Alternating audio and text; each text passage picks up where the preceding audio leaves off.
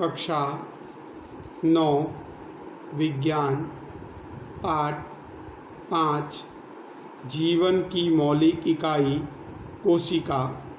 इस वीडियो में हम अंतर्द्रवी जालिका अर्थात अंतःकोशिका रस जाल के विषय में अध्ययन करेंगे।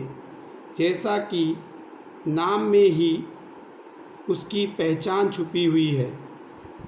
अंत यानी अंदर, द्रवी यानी कोशिका द्रव्य, जालिका यानी उसके अंदर एक जाल स्वरूप में आया हुआ तंत्र होता है जिसे अंतर्द्रवी जालिका कहते हैं।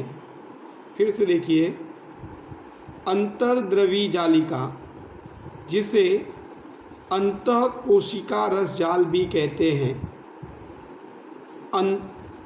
अंतः यानी अंदर, द्रवी यानी कोशिका द्रव्य, जालिका यानी जाल जैसा तंत्र आया होता है जिसे अंतर्द्रवी जालिका कहते हैं।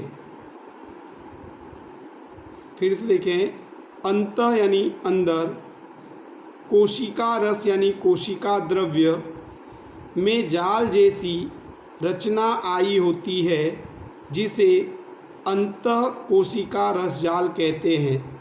यहाँ पर ये अंतर्द्रवी जालिका का चित्र है। एक जाल जैसा तंत्र होता है कोशिका द्रव्य में, उसी को हम अंतर्द्रवी जालिका कहते हैं।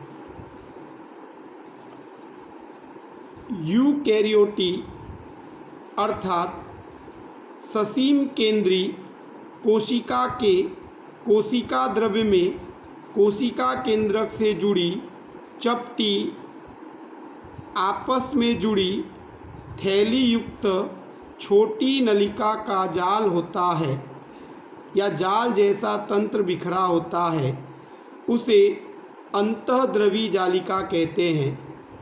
फिर से इसे समझेंगे। यूकैरियोटी यानी ससीम केंद्री कोशिका यानी ऐसी कोशिका जिसका कोशिका केंद्रक सुविकसित है। ऐसी कोशिका के कोशिका द्रव्य में कोशिका केंद्रक यानी ये कोशिका केंद्रक से जुड़ी चपटी